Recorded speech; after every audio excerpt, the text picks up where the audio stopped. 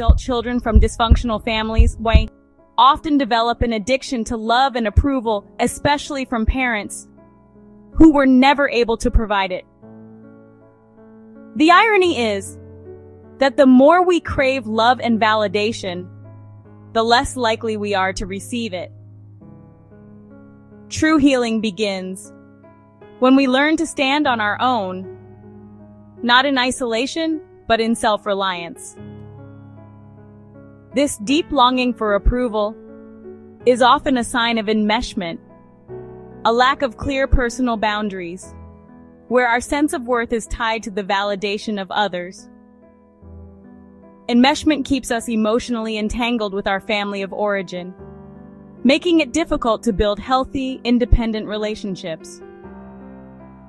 When love is sought out of neediness and emotional entanglement, whether from parents, family, or others, it often results in unstable, unhealthy bonds that eventually break down.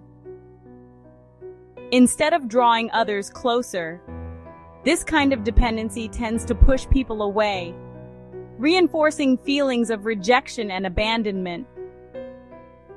Real healing starts when we learn to be okay on our own, not in a lonely, isolating way, but in a grounded, self-sufficient way. It means building a solid relationship with ourselves first, so we're not constantly chasing validation from others. When we start feeling whole within, we're finally able to form connections that are healthy, loving, and mutual, without the neediness, without the emotional chaos. Growing up with narcissistic parents can be incredibly confusing and emotionally damaging, especially because the damage they cause is often invisible to outsiders and even to the family itself. At first, many children of narcissistic parents want to believe their parent means well, that they're just tough, misunderstood, or trying their best. We're conditioned to trust our parents, to seek their approval, and to believe they know what's best. But with narcissistic parents, that trust becomes a trap. Narcissistic parents don't see their children as independent people with their own needs and feelings. Instead, they see them as tools, extensions of themselves, meant to reflect their image, feed their ego, or provide them with emotional supply. Love and support become conditional, and the parent often punishes independence, honesty, or boundaries. One of the most toxic tactics narcissistic parents use is the divide and conquer strategy. They turn siblings against each other, comparing them, favoring one child over the other, gossiping behind their backs, planting seeds of jealousy and rivalry. One child might be the golden child, praised and idealized. Another might be the scapegoat, blamed for everything and emotionally exiled. But both roles are forms of manipulation. This dynamic doesn't just hurt the children, it destroys sibling relationships. Instead of bonding through shared experiences or mutual support, siblings grow up suspicious, competitive, or emotionally distant. This is exactly what the narcissistic parent wants. When the children are divided, they remain in control. They become the center of attention, the puppet master who plays everyone against each other to avoid being held accountable. Even worse, narcissistic parents often present a charming, admirable face to the outside world.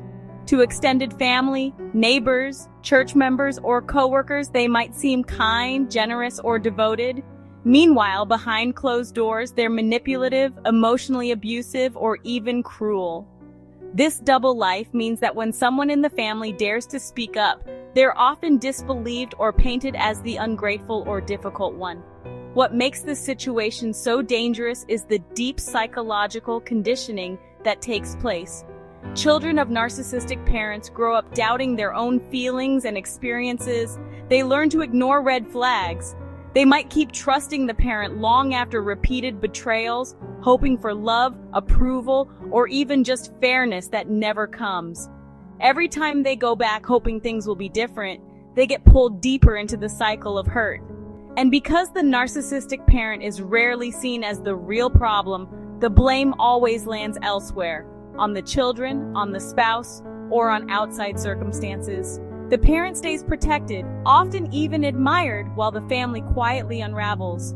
The hard truth: trusting a narcissistic parent with your emotional safety, your truth, or your future is like handing a match to someone who's already burned you a dozen times and hoping they won't light it again. It's painful to admit that the person who was supposed to protect you is actually the one causing the most damage. But that honesty is what begins the healing. To break free, siblings often have to wake up to the manipulation, stop fighting each other, and start seeing the real source of the dysfunction. It takes courage to stop hoping for the narcissist to change and start protecting your own peace instead. But that's where freedom begins.